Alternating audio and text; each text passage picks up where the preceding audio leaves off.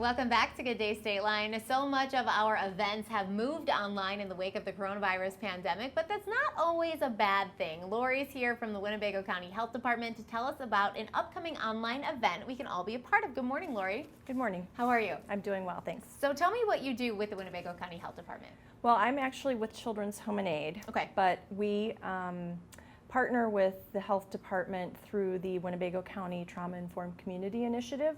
So there are a number of us in the community that work with health department and various other agencies to help prevent violence, further violence in our community. And so out of that came the Trauma Informed Community Initiative. So we work with a lot of partner agencies to try to bring that to more people in the community. And this initiative started about a year ago, am I right on that? It's been a couple of years probably since it has evolved into what it is now. And so obviously the main topic is, for everyone watching if they haven't heard someone speak about it before, what is trauma and what does that mean to Rockford? So we define trauma as a psychologically distressing event or series of events that there can be a sense of fear, of terror, of helplessness. When we talk about trauma, we're usually talking about the event or events, the person's experience, and then the longer lasting effects of it. So trauma impacts every person differently, and so two people can experience the exact same event, but they will have a different impact from it. They will experience it differently. So there's not really any one thing that looks the same for everyone when you're talking about trauma. There's a lot going on, which is why the trauma training is so important, because you never know when you might be faced with someone who's going through trauma. So tell us about this training. So we've been offering the training for a couple of years in the community. Prior to COVID, we had been offering them in person at agencies, different businesses in town. And so when COVID happened, we sort of paused and tried to decide how we were going to proceed with presenting these trainings. So we have two trainings scheduled for September 10th, one at 10 a.m. and one at 6 p.m.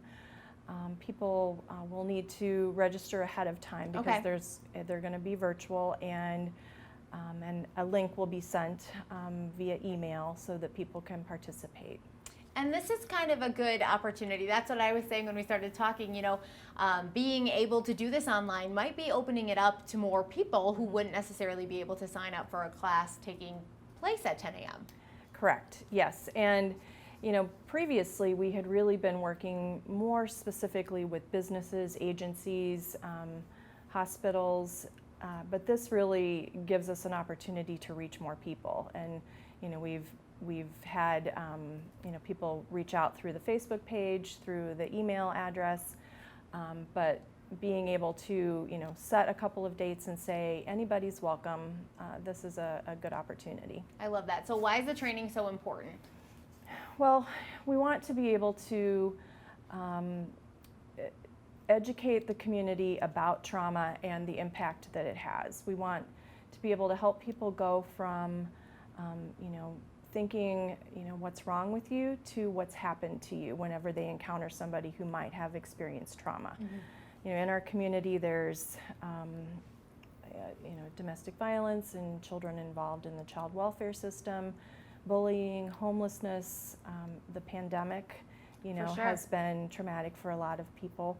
It causes worry and anxiety and isolation. So, and there's a lot of other things, in our country right now that are, leading people to experience trauma symptoms. So, being able to, provide the information about what trauma is, what can you do to help someone heal from trauma, what can you do as, just a friend or somebody, who you meet somebody on the street who seems, Sure. to be, experiencing symptoms. What can you do so that you're not re-traumatizing that person? So this is a perfect time for people to carve out some time and be a part of this virtual training. So where can we go for more information and to sign up, Lori? So at the Winnebago County Health Department has a Facebook page. Okay. I believe it's Winco TIC is the Facebook page, and then the email address is tic@wchd.org. Perfect. So hopefully we can all be a part of this and be a more trauma-informed community. That's the goal, right? Absolutely. All right, That's the goal. Thank you so much, Lori. Coming up next, we are off to tour the Sweets of Wesley Willows, and later how eating tacos can help you win a vacation. Keep up with anything you might have missed at gooddaystateline.com. We'll be right back.